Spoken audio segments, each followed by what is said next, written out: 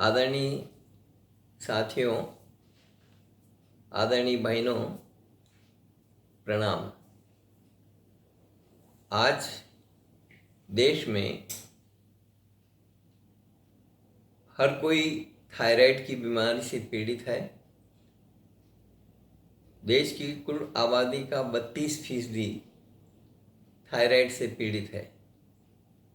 लेकिन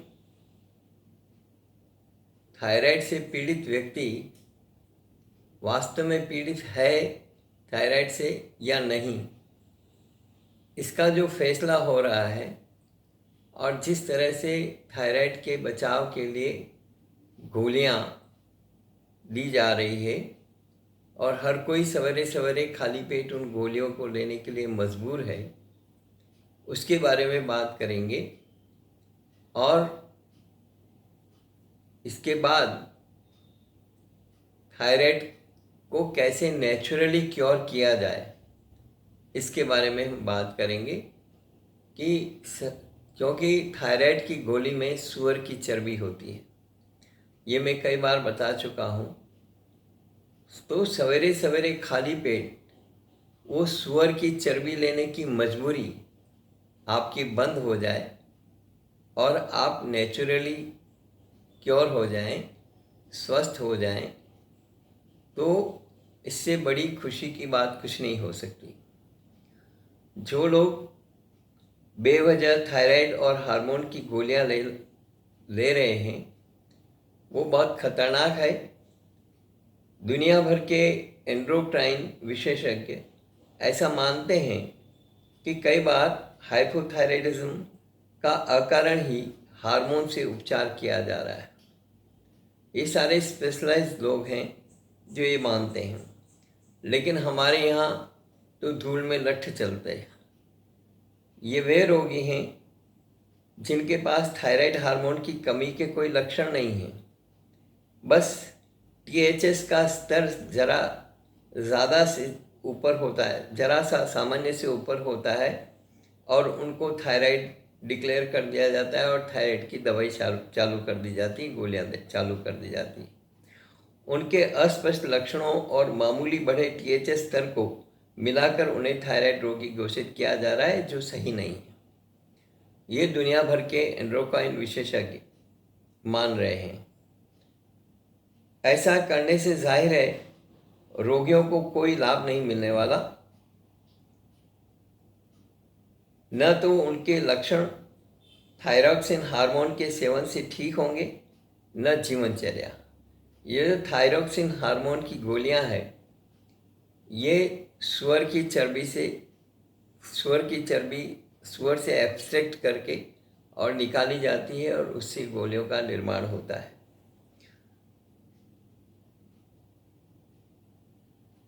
और ऐसे में जिनका THS स्तर T3, T4 नॉर्मल है, लेकिन केवल THS स्तर थोड़ा सा ज़्यादा है और उनको थायराइड डिक्लेयर करके थायराइड की गोलियां देना शुरू कर दी जाती है, तो उसका कोई असर होने वाला नहीं है, बल्कि वो और ख़तरनाक होने वाली है आपके शरीर के लिए, आपके जीवन के लिए।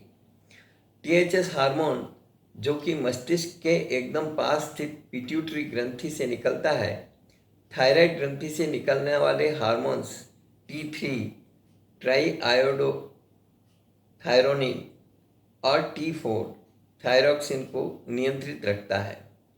जब थायराइड कम काम करता है और ये हार्मोन उससे कम निकलते हैं, तो THS स्तर बढ़ जाता है। ऐसा करके शरीर थायराइड हार्मोन्स के स्तर को सामान्य रखने की कोशिश करता है। हाइपोथायराइडिज्म में THS का स्तर बढ़ता है और T3 और T4 का स्तर घटा हुआ पाया जाता है। रोगियों में कई लक्षण भी थायराइड हार्मोन्स की कमी के कारण पैदा होने लगते हैं। थकान, कब्ज, शरीर पर सूजन, ठंड आदि लगना, शिथिलता, आवाज़ में बदलाव, भारीपन आवाज़ में, मासिक धर्म में गड़बड़ियाँ, ये कुछ महत्वपूर्ण लक्षण हैं।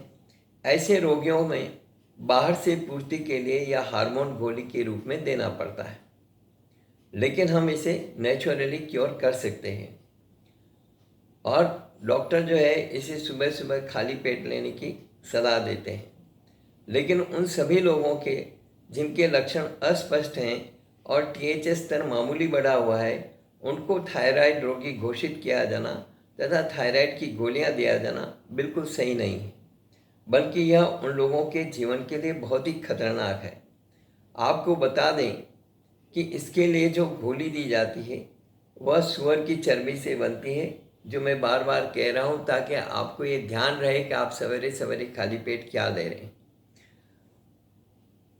असामान्य थायराइड लेवल से आज 32% भारतीय पीड़ित हैं। ये अभी एक ताज़ा रिपोर्ट से स्पष्ट हुआ है और वे विविध थायराइड रोगों से पीड़ित होते हैं, जैसे थायराइड नोड्यूल, हाइपरथायराइडिज्म, गाइटर, थायराइडिटिस और थायराइड कैंसर। यह भी संकेत मिलता है कि सब क्लिनिकल हाइपोथायराइडिज्म असल में हाइपोथायराइडिज्म का एक हल्का रूप है।